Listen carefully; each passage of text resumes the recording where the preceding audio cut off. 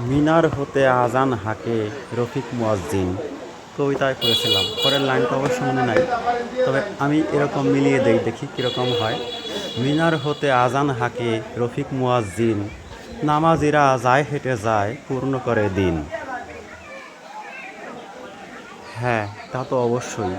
নামাজির অন্তর, প্রকৃতপক্ষে যে আসল নামাজি, তার অন্তর মসজিদের দিকেই ধাবিত হয় সব সময়, প্রতিক্ষণ। ঈদুল আজহার নামাজ একটু আগেই শেষ হয়ে গেল, এখন ফেরার পালা। নামাজ শেষে সবাই যার যার গন্তব্যে, অর্থাৎ নিজ নিজ বাড়িতে চলে যাচ্ছে। এভাবে এই মসজিদের ছাদটা আবার এক বছর নয়, প্রায় 15 বছর এভাবে পড়ে থাকবে ছাদে। এর মধ্যে আর কোনো নামাজ আদি অনুষ্ঠিত হবে না। আবার একদিন আল্লাহ পাক যদি কৃপা করেন, আমাদের উপর দয়া করেন, আমরা আবার হয়তো আসব, আমরা এই ছাদে নামাজ পড়ব। তবে একটা কথা বলে রাখি, ছাদে কিন্তু নামাজ মানুষ শখ করে পড়ে না, অর্থাৎ যাদের আসতে একটু দেরি হয়ে যায় তাদেরই কিন্তু স্থান হয় এই ছাদে। তবে ছাদের নামাজও যে খারাপ হয় তা কিন্তু না। ছাদে একটা নিরিবিলি পরিবেশ, এই যে নারিকেল শাকের পাশ দিয়ে পাটি বিছানো হয়, আর এই নারিকেল শাক হাত দিয়ে সরিয়ে দিয়ে তারপরে এখানে নামাজ পড়া হলো। এই যে আমি ডালটা উঠিয়ে দিচ্ছি, এই ডালটা কিন্তু সরাই দেওয়া হয়েছিল নামাজ পড়ার সময়, এটা বাধার সৃষ্টি করে এই কারণে। আবার আমি এটাকে আবার আগের মতো করে রাখছি। ওদের তো স্বাধীনতা আছে, সুস্থভাবে বাঁচার ওদের অধিকার আছে।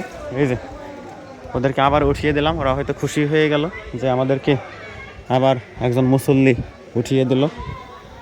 হয়তো এই শাখাগুলো সন্তুষ্টই হলো যে নামাজির শরীরটাকে দেখতে পেল, নামাজের শরীরে হয়তো পাতা বলিয়ে দিল। এই যে গাছটা, ঠিক এইভাবে প্রতি বছরই ঈদের নামাজের জামাতে প্রায় 30-40 বা তারও অধিক লোক এই ছাদে নামাজ পড়ে থাকি আমরা, যারা একটু পরে আসি। তো দর্শক, খুব সম্ভবত আপনাদের এ ধরনের ভিডিও ভালো লেগে থাকবে। ভালো লাগলে অবশ্যই তা জানাবেন যে ছাদে নামাজ পড়ার এই ভিডিওটুকু আপনাদের কেমন লেগেছে তা একটু জানাবেন। আমি এখন, সবাই নেমে গেছে, আমি নিজেও এখন এই সিঁড়িপথে নিচে নেমে যাব। এই যে আমাদের মসজিদের সিঁড়িটা দেখতে পাচ্ছেন, সিঁড়িপথে উঠি আর নামি, তা দেখেন আমার অন্তর্যামী। ঘন ঘন বৃষ্টির কারণে সিঁড়িটা শ্যাওলা পড়ে পিচ্ছিল হয়ে আছে। এই তো, এই যে আর একটা সিঁড়ি নামলেই আমি একেবারে ওজোখানা হয়ে মসজিদের গেট পাড়ে দিয়ে এখান থেকে বের হয়ে যাব। এটা ছিল ঈদুল আজহার দিন। আজকে খুব রৌদ্র করজ্জ্বল, খুব নাইস একটা ড্রিমি ডে। এই ঝিরঝিরে বাতাস, মৃদুমন্দ বাতাসের পরিবেশে নামাজটা খুব সরস হলো, গরমের ভাব একদম নেই, মিষ্টি বাতাস যাকে বলে।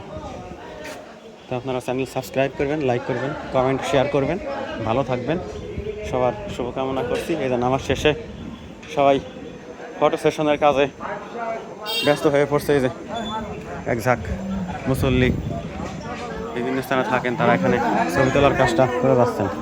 এই যে আমাদের মসজিদ, গোপীনাথপুর ভাটিপাড়া জামে মসজিদ, আর এটা ঈদগাহ মাঠ অবশ্য, ঠিকানা উপজেলা হরিরামপুর, জেলা মানিকগঞ্জ। এই যে ততক্ষণে কিন্তু নামাজ শেষে সবাই যার যার গন্তব্যে চলে গেছে। এখনও কিছু মানুষ অবশ্য রাস্তায় আছে, তারাও সবাই বাড়িতে চলে যাবে। আমি দেখতে পাচ্ছি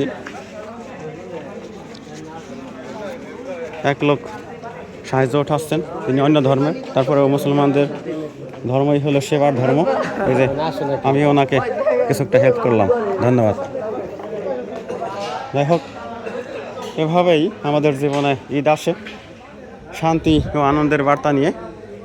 আবার লুকোচুরি খেলার মতো ঈদ চলে যায়।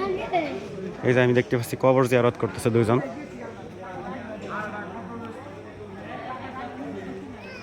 আমার আব্দুল মজিদ মামা এবং আব্দুল সাত্তার কাকা, এই দুইজনই কিন্তু কবর জিয়ারতের কাজে ব্যস্ত আছেন। কবর জিয়ারত করা একটা পুণ্যের কাজ। আমরা সাধারণত নামাজ পড়ি রোজা রাখি, হজ করি, জাকাত দেই, সবই করি, কিন্তু সাধারণত একটা আমল আমাদের ছুটে যায়, তা হলো আমরা কবর জিয়ারত করতে একদম পিছিয়ে পড়ে যাই।